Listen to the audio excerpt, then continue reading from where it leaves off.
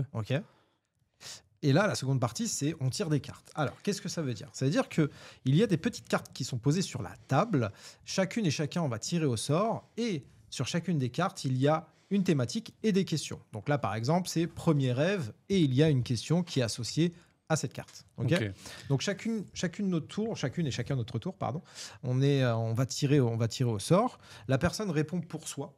D'accord, elle va être un peu personnelle, mais on peut rebondir si besoin, si on a une anecdote sur laquelle on peut ajouter, compléter quelque chose. Ouais, c'est comme tu nous as dit en off tout à l'heure. Exactement, c'est comme ce que j'avais dit en off. Mais bon, je le répète parce que Estelle n'écoute pas forcément ce qui se dit. C'est vrai qu'elle n'écoute rien du début. Elle est encore sur le rooftop. Elle est sur un rooftop.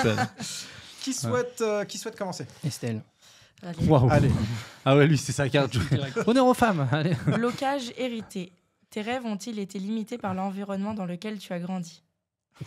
Désolé, ça commence par du lourd. Allez, sortez les mouchoirs. Évidemment. Et je pense que ça peut être commun un peu à tout le monde. Moi, sans donner de prénom. Non, Papa. Bah ouais, si, papa et maman. Non, en vrai, j'ai eu la chance de grandir dans une famille qui m'ont apporté énormément d'amour, etc. J'ai un grand frère aussi qui a complètement contribué à mon éducation et tout. Mais je pense que par souci de moyens financiers, c'est commun à beaucoup de familles. Il y a plein de choses que j'ai pas pu faire en étant jeune. Et là, récemment, j'ai commencé à voyager. Franchement, si j'avais pu voyager en étant encore plus jeune, je pense que ça m'aurait ouvert encore plus de portes. Mais d'un côté, je me dis tant mieux que ça arrive maintenant. Ça veut dire que je découvre aussi tous les voyages que je fais là maintenant et je m'en souviens bien. Et puis, je peux faire des activités de fou. Mais ouais, je pense que les moyens financiers... Après, je n'ai pas grandi dans une famille où c'était la misère, etc. Mais j'avoue qu'on n'était pas libre financièrement et je pense que ça a bloqué pas mal de choses, même si on a toujours essayé de trouver des solutions. Des fois... Forcément, ça te limite à un moment donné sur certaines ambitions. Ouais. Par exemple, j'ai commencé à travailler très jeune. J'ai travaillé de mes 15 ans à mes 18 ans, pratiquement tous les week-ends. Et je me dis, avec du recul, c'est trop bien, c'est courageux et tout de le faire, mais à 15 ans, tu as envie de passer tes week-ends à faire autre chose qu'à travailler, quoi. Mais bon, c'est comme ça. Après, je me dis, ça fait partie de moi, donc au final, c'est cool. Mais du coup, ça te permet aussi ça t'a ouvert forcément des portes derrière. Ouais, à fond. Déjà, en travaillant, j'ai pu mettre des sous de côté pour du coup venir vivre sur Paris. Et c'est en vrai ça qui m'a ouvert le plus de portes. Trop bien. Et voilà. Non, ouais, je pense que les soucis financiers, je pense que c'est commun à pas mal de familles, surtout c'est un frein. Surtout en Bretagne, ouais. Et puis à Brest, là, dans le fond du Finistère. C'est un vrai frein. Ouais. L'aspect financier est un vrai frein, je pense pour beaucoup. Il y a des ambitions qui sont ultra limitées par rapport à ça. Et je pense qu'il y en a beaucoup aussi qui ne concrétisent pas leurs rêves par manque de moyens financiers. Donc, est-ce que vous, de votre côté, est-ce qu'il y a eu... C'était quoi la question exactement? Est-ce que ça te limite Tes rêves ont-ils été limités par l'environnement dans lequel tu as grandi? Ok. Moi, par exemple, oui. Mais outre l'aspect financier, parce que moi, honnêtement, j'ai grandi dans une famille moyenne, mais je manquais de rien. Ma mère était... elle vidait le compte de papa, donc là-dessus, on était très bien. Mais c'est plus sur le côté culturel, éducation, dans le sens où j'ai repris mes études parce que j'ai certaines ambitions, j'aspire à certaines choses. Et je me rends compte que j'ai grandi... mon père ne croyait pas forcément à l'école parce que lui-même, il s'est fait sans l'école. Ma mère, à peu près pareil. Je n'avais pas de représentation dans mon environnement de personnes qui avaient ne serait-ce qu'un bac+3. Et donc, en fait, du coup, comme on prend forcément en modèle ce qu'on trouve à côté de nous. Donc forcément, moi-même, j'y croyais pas trop. Donc forcément, j'ai négligé l'école à une période où justement, il fallait que je carbure. Et donc du coup, là, je suis en train de revenir un peu sur mes pas pour carburer. Ouais, pour carburer du coup un peu plus en retard, tu vois. Mais, trop tard. Non, non, heureusement, en France, on peut toujours, il y a toujours moyen de faire ce que tu as envie. Mais du coup, je suis très regardant avec mes petits cousins-cousines. Du coup, maintenant, je suis extrêmement proche d'eux parce que justement, je veux pas qu'ils manquent de ce bagage-là. S'ils ont pas envie de faire des études, Ouais, tu leur mets la pression, quoi. Ouais. Non, s'ils ont pas envie de faire, ils peuvent y aller. Mais je veux qu'ils aient au minimum ce modèle qui, en fait, il y a peut-être j'ai envie de faire ce métier-là. Ouais, mais c'est bac+5. Est-ce que je vais vraiment réussir? Ouais, bah il y a un gars dans ma famille qui l'a fait, donc why not? Vous voyez ce que je veux dire? La référence. Je trouve que c'est important d'avoir des refs. Ouais, c'est clair. Parce que, ça rassure. C'est clair. Moi, si je devais répondre aussi brièvement, parce que j'ai l'impression que c'est aussi ça l'exercice. Non, je dirais que moi, j'ai eu la chance d'avoir une famille où, pour le coup, j'ai pas du tout été limité, tu vois. C'est-à-dire que moi, c'était vraiment fais ce que tu veux, fais-le bien, genre. Tu vois, c'était plus ça l'idée. Je pense que c'était vraiment. Mais effectivement, j'ai quand même été limité dans mon environnement en étant plus jeune, mais je pense plus par l'école. Je pense que si je devais avoir un regard accusateur sur l'école, c'est plus... Il y a des choses qu'on n'apprend pas à l'école et qui, en fait, sont fondamentales, tu vois. Tous les trucs genre intelligence financière, comment tu fais pour gagner de l'oseille dans la vie. Tu vois, ou même les trucs... vraiment, j'ai l'impression que les filières et les débouchés, tu sais, c'est vraiment le truc de trouve ton orientation très tôt. Et en fait, on a du mal, j'ai l'impression, à te montrer l'étendue des possibilités qu'il y a dans le monde du travail, tu vois. Par exemple, le fait d'être formateur ou le fait de vendre des demandes en mariage sur rooftop, ça, c'est un truc on t'en parle pas à l'école, tu vois. Alors que c'est des trucs niches qui existent, tu vois. Et là, très souvent, c'est soit tu vas faire du droit, tu vas devenir avocat, soit tu vas faire track, tu vas devenir médecin, soit tu vois, c'est que des grands, on te demande que des grandes. Est-ce que c'est pas voulu aussi d'orienter, de compartimenter cette orientation et de se dire tiens, on va pas ouvrir toutes les voies parce que bon, y en a qui pourraient justement atteindre leur souhait, leur objectif, et d'autres pas. C'est pas forcément l'intérêt de toutes et tous de nous amener à cela. Non, c'est vrai ce que tu dis. Je pense que tu as raison. Il y en a beaucoup qui disent que l'école, c'est une fabrique à salariés, à employés qui vont être un peu bêtes et disciplinés. Grossièrement, je ne dis pas que c'est que ça, mais grossièrement. L'intelligence financière, voilà, comment on va gérer nos finances et autres, ça, c'est pas hyper important pour l'éducation. C'est trop dommage, parce qu'en vrai, c'est la base. C'est pas dans leur intérêt, je pense. Ouais.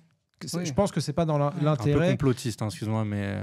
Non, non, mais ça peut être un peu complotiste, mais je pense qu'il n'y a pas d'intérêt pour un État que des jeunes soient éduqués financièrement tôt, parce que forcément, ils vont aussi être avertis sur certains comportements de consommation et autres à avoir, qui pourraient être pas forcément le plus intéressant pour un État ou même pour des sociétés, tout simplement. Après, c'est factuel, c'est que notre système d'éducation, il est basé sur le 19e siècle, grosse industrialisation, etc. C'est-à-dire on propose un produit pour tout le monde. L'école, c'est clairement ça, tu t'assois, peu importe ce que t'aimes pas. Toi, t'es plutôt créatif, l'autre à côté, il aime bien les mathématiques, il aime bien... Tout le monde a le même truc, et tout le monde mange la même chose, et tout le monde est noté de la même manière. Donc c'est ça aussi le truc. Après, moi, là où je voulais rebondir sur ce que tu as dit, est-ce que on doit reprocher à l'école de ne pas nous montrer le panel de possibilités, ou est-ce qu'on doit lui reprocher plutôt de ne pas nous montrer comment aller chercher les différentes opportunités, plutôt que de me montrer quel poisson je dois pêcher, apprends-moi à pêcher et je pêcherai le poisson que je veux. Tu vois, c'est aussi une bonne façon de voir. En tout cas, moi, ce que je dis, c'est que tu vois, j'ai pas été, je pense, limité par mon cercle familial, mais j'ai l'impression que quand j'étais à l'école, ce qu'on me proposait, c'était angoissant, quoi. Tu sais, genre le truc, nous à l'époque, c'était APB, admission post-bac, maintenant c'est Parcoursup. Je me disais, mais en fait, tout ce que vous me proposez, moi, ça me convient pas, parce que je vais faire 5 années d'études pour avoir un bac+5 pour après finir dans une entreprise qui va me proposer un 35 heures avec un CDI et un salaire fixe à 1006. Moi, ça va me rendre ouf, tu vois. Et en fait, ça me rendait ouf. Je me disais, mais c'est quoi l'issue? Je vais faire ça pendant 35-40 ans avant d'être à la retraite. Et ce qui est absolument pas un problème, je critique pas les gens qui ont ce mode de vie-là, ça peut convenir à beaucoup de gens et c'est très bien, mais c'est juste que moi ça me faisait trop peur, tu vois.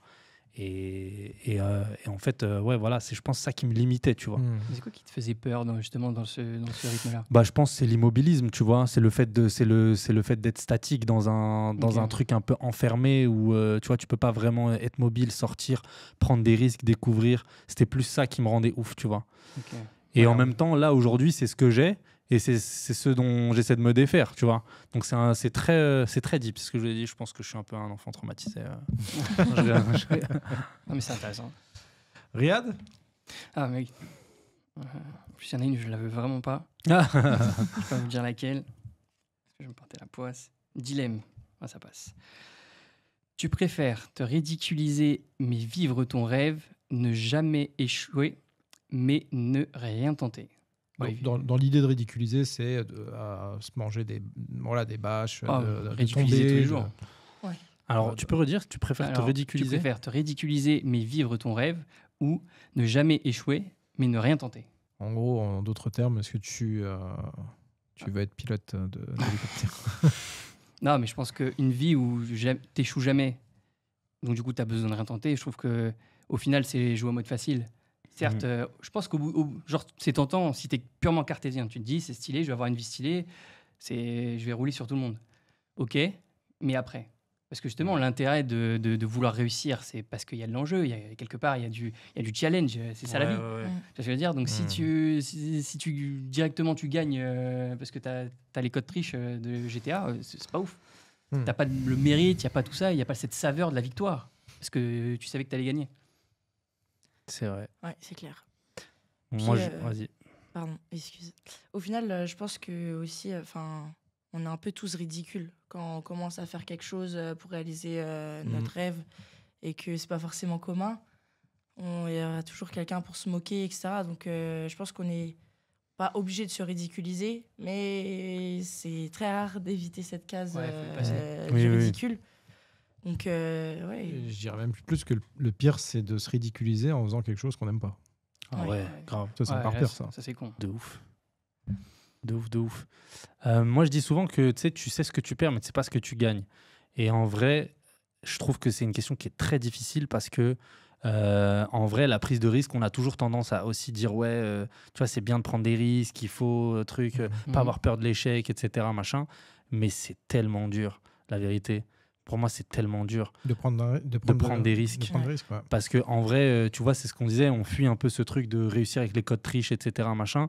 Mais des fois, pour X ou Y raison, tu te dis, bah en fait, tu vois, il y a une petite sécurité là. Là, il y a une vraie prise de risque qui peut déboucher sur quelque chose de magnifique, mais qui peut aussi déboucher sur quelque chose de chaotique. Je prends le risque, oui ou non, mais en même temps, tu joues avec ta vie d'une certaine manière. Tu vois, c'est-à-dire que si tu réussis, bah c'est bingo. Et bravo, et souvent on aime bien écouter ces histoires-là de la personne, elle a tout risqué, et c'est super, regarde ce qu'elle est devenue, etc., parce qu'elle n'a pas eu peur de l'échec. Mais en même temps, tu peux aussi te retrouver à la rue, frère. Et c'est la vérité. Hein. C'est-à-dire que des fois, quand tu prends des vrais risques, tu peux te retrouver à la rue. Et je ne sais pas si c'est judicieux de jouer avec sa sécurité. Surtout, quand on est jeune, ça peut arriver, surtout quand on est bien entouré, etc. Mais quand tu commences à prendre de l'âge, parce que j'ai bientôt 30 ans, tu vois, c'est des vrais risques que tu prends. Et en même temps, ça peut... Je pense que quand tu es dans la précarité, en tout cas, la précarité, c'est quelque chose qu'il faut éviter au maximum. Parce que ça peut sortir les pires vices chez l'être humain, j'ai l'impression. Tu vois, c'est un truc qui peut sortir les pires vices chez l'être humain. Bah, moi, en vrai... Pour moi, justement, quand on est jeune, et même nous en France, j'ai envie de dire, on devrait être l'Eldorado du risque. Parce que vraiment, déjà en tant que jeune, le pire qui puisse t'arriver, et ça m'est arrivé, le pire qui puisse t'arriver, tu perds tout, tu fais banqueroute, etc. parce que tu as tenté un truc, tu vas chez papa-maman. Tu y restes quelques mois, le temps de rebondir, quelques années, le temps de rebondir, et après tu repars. Donc, on va dire. La honte. Non, je rigole. Non, mais tu vois ce que je veux dire, t'as toujours ce backup. Tu vois ce que je veux dire. Et au pire. Mais tu rigoles, mais ça peut être aussi perçu comme une honte. Bien sûr. Oui, mais clairement. De retourner chez papa. C'est-à-dire que t'as ton appartement, t'as ton indépendance, t'as ta vie depuis quelques années, donc en plus tu t'en vantes parce que c'est stylé. Et là, boum, tu retournes chez papa-maman. Ouais, ça fait. Ça va, si papa-maman ils habitent à la Courneuve. Mais s'ils sont à Brest, frère. Non, je rigole. Par exemple. Et je retourne chez papa-maman. Il n'y a pas de rooftop à Brest. Ouais, ça fout un coup, mais ça fait partie de la vie. Il faut apprendre. Plutôt que d'éviter les. Je pense que plutôt que de vouloir éviter les risques, les dangers, le fait de tomber, je pense qu'il faut plutôt apprendre à se relever plutôt que, tu vois, de... C'est vrai ce que tu dis. Ça fait belle phrase Instagram ce que je viens de dire. dire. D'accord. Mais vraiment, il faut la conscientiser. C'est bien, il y aura des shorts et tout. Tu vois, alors il faut apprendre à encaisser, quoi. Mais c'est compliqué des fois, enfin, c'est pas donné à tout le monde d'encaisser. Et, Ça, je suis d'accord. Après, je suis d'accord, il faut absolument se relever à chaque fois qu'on tombe. Mais je pense que c'est vraiment question d'éducation, ça. Parce que... Vas-y. Non. Non, je veux dire, c'est encore plus dur aussi, pour revenir sur le sujet en lui-même, c'est encore plus dur ce que tu dis, lorsqu'on est... tu vois, se dire, voilà, on va se relever et ainsi de suite, mais quand on fait face à un rêve, c'est encore plus dur. Ouais. Tu sais, de se dire, voilà, je suis là, je donne tout et ainsi de suite. Ouais. Je reprends le rêve de Salim, footballeur. Il y en a beaucoup et je croise beaucoup de jeunes qui ont 17 ans. Tu vois, 17 ans, qui misent tout dessus. Qui prennent des risques énormes, mais en fait, ils échouent pour X raisons, parce qu'ils ont eu des blessures, parce qu'ils ne sont pas assez bons, Pas etc. assez bon, ouais, bien sûr. Et ils n'ont rien d'autre. Et en fait, je me rends compte que on leur a jamais appris à se relever, on leur a jamais appris, enfin, on leur a même jamais dit. T'inquiète. De quoi ? T'inquiète, ça va, tu vas te relever. Non, mais vas-y, ah poursuis. ouais, t'inquiète, tu vas te relever. Ouais. Ou même, on n'aura jamais dit, il y a une possibilité d'échouer. Donc forcément, tu dois aussi peut-être penser à autre chose et essayer de trouver comment vivre de cette passion. T'aimes le foot, mais il n'y a pas que footballeur. Tu peux voir et ça, c'est un peu mon taf, ce que je fais quand j'interviens dans auprès des jeunes, c'est d'ouvrir les perspectives. Ouais, et ça, l'école, sans forcément encore une fois tirer sur l'école, mais l'école ne nous apprend pas à ouvrir les perspectives, mais plutôt de se limiter à dès l'âge de 14 ans, quel métier tu veux faire. Mais en fait, quel métier tu veux faire, tu fermes les possibilités. Alors qu'à cet âge-là, il faut les ouvrir et apprendre, effectivement, comme tu le dis, Riyad, apprendre aussi à ces jeunes, et même les moins jeunes, à se relever. Et se dire, là j'ai échoué, je vais retenter autre chose.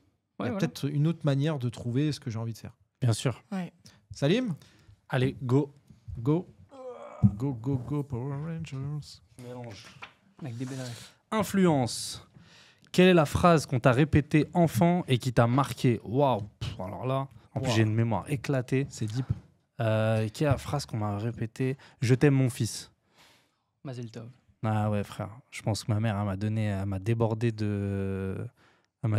d'amour. Et je pense que ça m'a marqué, ouais. Je pense que l'amour, c'est quelque chose de constructeur, c'est quelque chose qui stabilise. Et j'ai beaucoup de peine pour les gens qui n'arrivent pas à vivre avec amour. Vraiment. Je pense que c'est vraiment, pour moi, c'est le pilier essentiel. Et c'est pour ça aussi que, tu sais, je me dis que les gens qui sont orphelins, comme tu disais, au pire, tu retournes chez tes parents, etc. machin. Mais c'est parce que nous, on a la chance, justement, d'avoir cet amour qui fait que, en fin de compte, on se dit, tranquille, on est aimé, tu vois. Mais quand t'as pas ça et que t'as vraiment l'impression d'être seul et d'avancer seul, je pense que là, la prise de risque, elle est dure. Elle est hyper dure. Mais est-ce qu'il n'y a pas aussi cette notion de, en fait, j'ai rien à perdre. Et donc, je peux risquer aussi. Ouais, en fin de compte, c'est un peu ça. Mais est-ce que du coup, c'est un vrai risque que tu prends ? Parce que tu as toujours, tu vois. Ouais, puis tu sais que derrière, tu as un trampoline pour rebondir. Tu as une issue de secours. Mais ouais, pour les personnes qui en ont pas... La famille aussi, c'est moteur.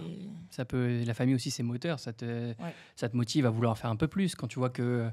en tout cas, je vais prendre mon cas, mais j'imagine que je ne suis pas le seul. Quand tu vois tes grands-parents qui sont venus dans un pays dans lequel ils connaissaient que dalle, mais dans un seul objectif, offrir mieux à leurs enfants que eux ce qu'ils ont eu. Et donc, du coup, tu as tes parents aussi qui vont du coup gravir encore un échelon. Et donc, du coup, toi aussi, tu te dis, moi aussi, j'ai envie d'offrir un peu plus, j'ai envie de continuer cette ascension, quoi, de m'aligner, etc. Donc, c'est moteur. En tout cas, ça te fait réfléchir, ça t'évite de faire des conneries. Ça te rend responsable de plein de choses, cet amour-là. Grave. Donc, après, tu transmets des valeurs aussi. Enfin, à clairement. travers ça, comme tu dis. L'amour, c'est la clé. Ouais. Ça fait belle phrase Instagram aussi, encore une fois. Je veux dire, frère, là, on a un bon short. Là. Je te jure, vraiment. Là, c'est pas mal. Et ça, c'était pas dans le. Tu mets une petite musique. Ouais, une petite musique à la fin. Merci, maman. Allez, moi aussi, je vais tirer. Allez. Hop là. Ouh. Reconstruction. Un rêve d'enfance que tu as réussi à incarner, mais sous une autre forme. Incroyable, tu nous l'as déjà dit. Incroyable. Ouais. Franchement, ouais. Écoutez, le fait d'être acteur, c'est une chose, mais finalement, le fait d'intervenir, de faire face à une classe ou une assemblée et de devoir délivrer, transmettre quelque chose, forcément, à un moment donné, tu es obligé de jouer des rôles pour aussi captiver, pour donner un peu plus de volume à ce qui se fait déjà et aussi pour te différencier. Ouais. Et je pense que d'une certaine manière, ouais, je réalise ce rêve en quelque sorte et j'irai même plus loin. J'irai même plus loin. Il va aller plus loin. Moi, je me souviens que ce rêve, je l'avais dit à ma grand-mère. J'avais dit, voilà, mamie, j'ai envie d'être acteur. Et j'avais quoi? J'avais 8 ans, hein, 8-10 ans. Allez. Et sa réaction, c'est, ah, ok, et pourquoi? Et donc, je lui ai expliqué pourquoi. Elle m'a dit, bah écoute, pourquoi pas?